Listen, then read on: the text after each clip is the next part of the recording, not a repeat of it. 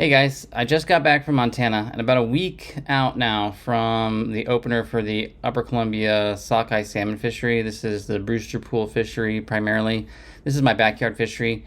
But I wanted to talk about this year's forecast numbers, what I'm actually seeing in terms of numbers coming over the dam lower down in the Columbia River system. Also, some pretty significant regulation changes being proposed for Upper Columbia Summer Kings as well in the Brewster Pool area.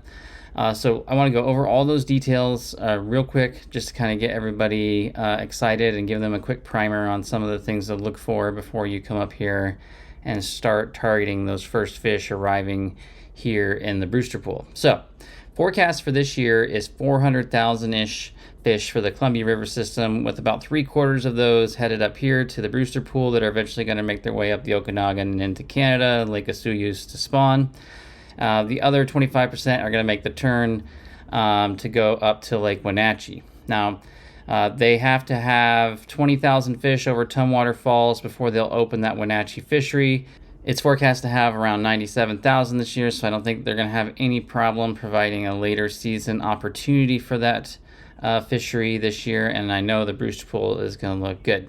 So last year's numbers forecast was 187,000, so about 100,000 less than what is forecast for this year, and about 178,000 showed up, so they were only off by 10,000, which is pretty good. For Wenatchee last year, they forecast 44,000, and they actually got like 146,000, so they were off by like a order of magnitude. They're 100,000 fish. That's not uncommon. They tend to under forecast sockeye more than anything. They're a really difficult fish to model. So I would rather have them under forecast them than over forecast them every time anyways, because that just means we get bonus limits of fish, especially when they under forecast. And looking at this year's dam count numbers, I'm going to throw them up on the screen right now.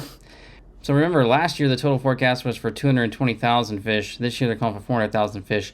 And look at those numbers. Those are some incredible numbers. Now, the fish arrived earlier this year, which makes sense. That's very typical in these low flow years in the Columbia, where we just don't have a ton of water coming down. The Rockies just didn't get that much snow. There's plenty of snow in the Cascades, but the bulk of the Columbia River water comes out of Montana, Idaho, and Canada, and they just didn't have great snowpack this year.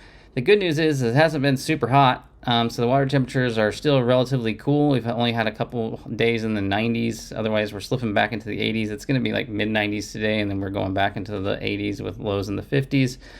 So we're just not seeing a big spike of heat here, so that's going to keep these fish in great and fresh condition. And with the lower flows, they're just making the push early. But unless there's just like a monumental push of fish at a very short time duration here, we're only about 1/3, almost halfway through the run coming over Bonneville Dam. I think they under forecast again pretty significantly. 33,000 plus fish went over the dam yesterday. That's absolutely insane number of sockeye. Like I said, we're not even halfway through the run, I don't think, unless it's going to be a really narrow curve this year. And we're already looking at 170,000 fish. So I kind of feel like if we get a couple more days with 30,000 fish over the dam or near that number, I think we're looking at numbers that were way under forecast. We might be looking at somewhere between 500 and 600,000 fish or even more this year, which hopefully might mean bonus limits. Right now, the limit is going to be 4 sockeye in the Brewster Pool, and I'm assuming when they open up Wenatchee, it's going to be somewhere between 2 and 4, depending on what the realistic run total looks like. But right now, I'm leaning like it's probably going to be closer to 4 fish. We'll just have to see what the WDFW and NOAA Marine Fisheries decide to do on that front. Now, you have to remember that all these fish coming up, since they came in early, they're going to get into the Brewster Pool early. I don't anticipate them slowing down. They tend to get up here in a hurry. The reason that they bottle up here at the Brewster Pool is because that Okanagan River, once it gets too hot, which is above 68 degrees Fahrenheit, creates a lethal thermal barrier, and they just sort of hang out here until the first fall rains. But right now, because it's been relatively cool, we've had a couple hot days. It's just been the 90s, like I said. We're still dipping down in the 50s at night. That river temperature at Malott on the Okanagan River has not got up to 68. It's flirted with it at the extreme end of the day after we get all that heat for the day. It's getting around 67, but you really need 68, 69 to hold that barrier. And at night, that river temperature is dropping back down into the low 60s. And with a cooling trend over the next week, I don't see that barrier forming up before the opener. So these fish are going to arrive in the Brewster Pool. They're not going to hang out. They're just going to push on through up to Lake Osoyoos in Canada.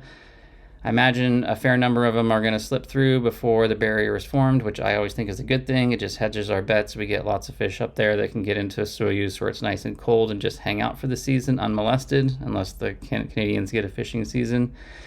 But eventually that barrier will form. Can you intercept fish when the barrier is not in place? Absolutely. Is it more challenging? Absolutely. It's harder to get them to commit to bite because they're just generally not spending much time in the Brewster Pool. But I've had days where I can scratch out limits there without the barrier in place. So just keep an eye on those water temperatures if you're really looking for that sort of fish in a barrel type fishery, which this fishery typically is. Just wait for that barrier to form, and then you can come up and it should be really good fishing. Now, the summer king fishery is not looking as great. Only 52,000 forecast, which is the same as last year, but I think there's a lot of uncertainty in the models, and they're a little bit concerned about hatchery escapement goals and also the wild Okanagan run on the Similkameen and the Okanagan River. So this year, they are not going to allow retention of kings within the Brewster Pool itself. You can still retain them downstream of the Brewster Bridge, and you can retain them upstream of Pelican Point up to Bridgeport. But in the Brewster Pool itself, for most everybody's targeting sockeye, and you get a fair amount of summer king bycatch, you are not allowed to retain any kings in there legally. That's the proposal. I haven't seen that as written in the emergency regs yet, but I know that that's the proposal I'm seeing coming out from some of the WDFW commission members, and also from the Brewster Salmon Derby website, who they obviously have a lot of interest in what's going to happen with that fishery. So I guess we'll just have to wait and see. Maybe we'll get more kings than they expect, but I'm not holding my breath. It just hasn't been really great for summer kings for a while up here. So, but sockeye is looking like it's going to be just an absolutely amazing year. All right, guys, that's all I have. Be sure and check out all of my Brewster Pool sockeye king salmon fisheries. I'll put a bunch of them up on the screen right now. I go over a lot more details, but I just kind of wanted to give my thoughts on the numbers that I'm seeing and some of the changes in regulations. I'll see you out there on the water. Just remember, fish smarter, not harder. Bye, guys.